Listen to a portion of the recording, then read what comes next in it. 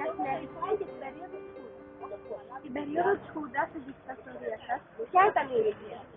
30 ετών. Ποια ήταν η οικογενειακή σας κατάσταση? Ήμουν το 7ο παιδί από 10 αδέλφια. Σε ποιο μέρος της Ελλάδας ζούσατε εκείνη την Στην περίοδο? Αθήνα. Ποια ήταν η οικονομική σας κατάσταση? Δούλευα σε μια εταιρεία μεγάλη. Αλλαγές στην καθημερινότητά σας. Πώς λειτουργήσε η έλλειψη της δημοκρατίας και ο φόβος σας? Την εποχή αυτή ήταν όλα πολύ ωραία. Εγώ όμως ως πολυλογάς εξέφραζα τις γνώμες μου πάντοτε και οδηγήθηκα 2 φορές στο ανακριτικό τμήμα και έδωσα μεγάλη μάχη για να τους πείσω ότι δεν ήταν μόνο αυτοί οι Έλληνες, υπήρχαν και άλλοι Έλληνες.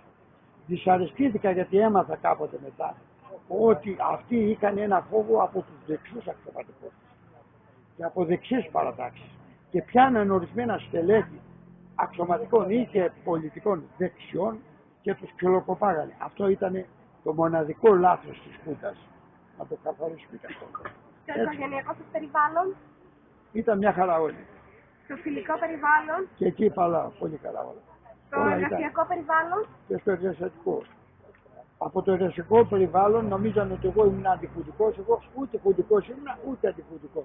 Έλεγα αυτό που αισθανόμουν. Και μάλιστα στους αξιωματικούς όταν με κάλεσαν σε μια μεταξέδευση του στρατού, τους είπα, παιδιά, κάντε εκλογές. Εσείς δεν μπορείτε να τα βγάλετε πέρα με τους πολιτικούς και με τις διεθνείς κατασκοπίες.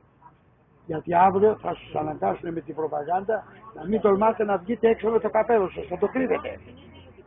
Και πράγμα το οποίο έγινε. με ποιους τρόπους αντιμετωπίσατε τις βίαιες αυτές αλλαγές στο πολιτικο-κοινωνικό σύστημα της χώρας? Καμία βία ως προς το σύστημα δεν υπήρχε. Ο κόσμος ανέπτυξε και οικονομικά. Υπήρχε κάποιο μέλος της οικογένειάς σας που βασανίστηκε, εξορίστηκε, φορτώθηκε από το καθεστώς? Όχι. Γνωρίζετε ανθρώπους που τους ασκήθηκε βία από το καθεστώς αυτό, συγγενείς ή φίλοι? Όχι. Τι θυμόσαστε σχετικά με την ελευθερία έκφραση τα χρόνια αυτά? Εγώ πάντοτε και τώρα και τότε εκφράζομαι ελεύθερα. Μπορούσατε να μιλήσετε και να κινηθείτε ελεύθερα χωρίς φόβο? Πολύ χωρίς φόβο, με πολύ άνεση και γι' αυτό οδηγήθηκα επειδή μιλούσα 2 φορές στο ανακριτικό. Ποια συναισθήματα κυριαρχούσαν? Άνεσης και ασφάλειας, υπερασφάλειας. Με ποιους τρόπους καταφέρατε να επιβιώσετε και να αντιμετωπίσετε αυτή την κατάσταση τα χρόνια της δικτατορίας, προσωπικός, οικογενειακός? Εργαζόμασταν ειρηνικά και αποδοτικά. Με αξία της δραχμής, τεράστια αξία. Το ελληνικό 500 είχε 10πλάσια αξία από το δολάριο. Με ποιους τρόπους καταφέρετε να επιβιώσετε και να αντιμετωπίσετε αυτή την κατάσταση τα χρόνια της δικτατορίας, προσωπικός ή οικογενειακός? Δεν χρειάστηκε σε εμάς τουλάχιστον να χρησιμοποιήσουμε κανέναν ιδιαίτερο τρόπο. Ποια ήταν η πολιτική σας θέση απέναντι στη δικτατορία? Ήμουν επικριτικός για ορισμένα θέματα που είχα πληροφορηθεί, γιατί όλα δεν τα πληροφορόμαστε. Επέστρεψαν δικοί σας ή γνωστοί άνθρωποι από την εξορία? Όχι, δεν είχα κανένα. Περιγράψτε γεγονότα και στιγμές που έμειναν ανεξίτηλα στη μνήμη σας. Τα περιέγραψα όλα.